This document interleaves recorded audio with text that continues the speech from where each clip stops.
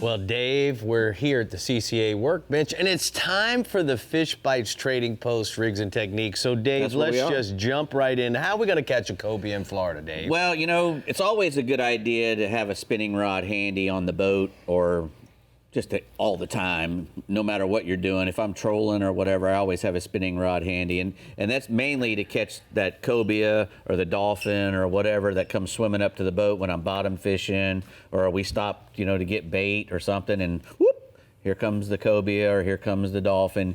And the cobia is a very curious fish. You hear a lot of these guys talking about how they'll orient around a big object in the water, like a big bull shark or a big turtle. Whale sharks are notorious to having a ton of cobia on them. The manta rays, where I live at Cape Canaveral, they always usually hold a couple of big cobias. So anytime you see those kind of things, if you whip out a good spinning rod, a good stout spinning rod outfit, like this one you got in your hand. This is a Spin Fisher 7-pin reel. What'd you load it up with? That's got 30 pound? That's got 40-pound braid on it, and it's also got a 50-pound Prospect fluorocarbon leader.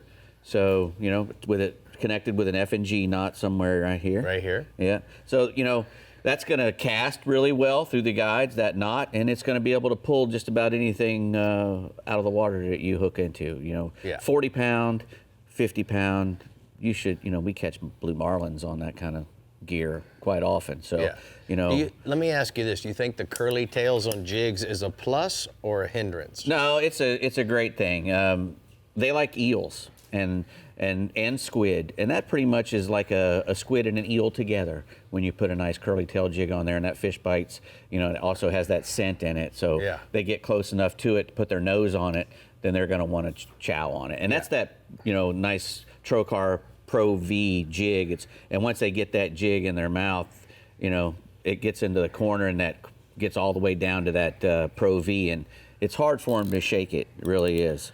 But they, you know, like we were saying, that they love eels, and we got, you know, Savage Gear has just come out with a really good artificial eel, which, you know, sometimes it's hard to get live eels, and the artificial eels before this one really didn't move very well. They were made out of a stiffer kind of plastic.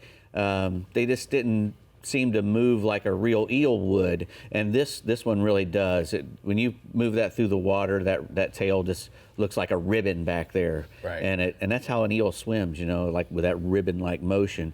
And you know, it's got a really nice hook on the top and a big treble hook on the bottom, and it's got a good weight to it, so you can throw it a long way. Yeah.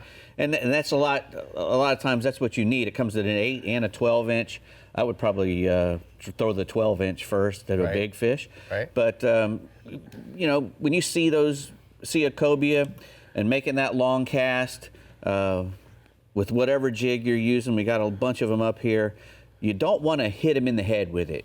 You want the cobia to find the jig, not the jig to hit the cobia in the head. You know, you want to throw it 2 or 3 feet, or maybe 3 to 4 feet, 5 feet even, out in front of him, so that he can see it, hit the water way out in front of him, and then follow it down. Right. And then you'll feel him when he picks it up. That's the ideal way to get him.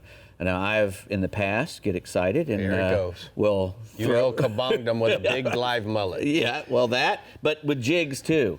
You know, I've hit them with I've dropped a big jig on their head quite a few times. But you what? Did Pat Deneen tell you the story? Or something? Bub. This is the 20th year of the cobia show. You've always tell me about hitting them with the mullet. Yeah, so it's cool. I love it. Captain Donnie Brown called me the mullet killer because of that. Because 20 years I've been every year we got to get in about the mullet. Yeah, I love it. Yeah, but you know, you can also, like Pat was saying, we catch a lot of cobia when we're bottom fishing because they are bottom fish. And so you can catch them on a chicken rig with chunks of squid, sardines, all the same stuff that we target red snapper and grouper with. Live baits, a live pinfish will a lot of times catch a cobia on the bottom. And so, you know, every time that you go bottom fishing in a place where there's a lot of good structure, you have a good chance of catching a cobia. And when you gaff them, 15 seconds, tell me.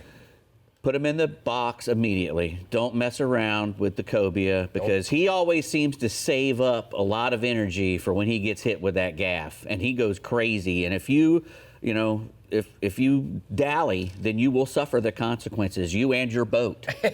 You will get beaten if you do not get that If It's you so true. in the box. dally, you will get dillied. Exactly. Or something like that. I don't Put know. him in the box. Dally.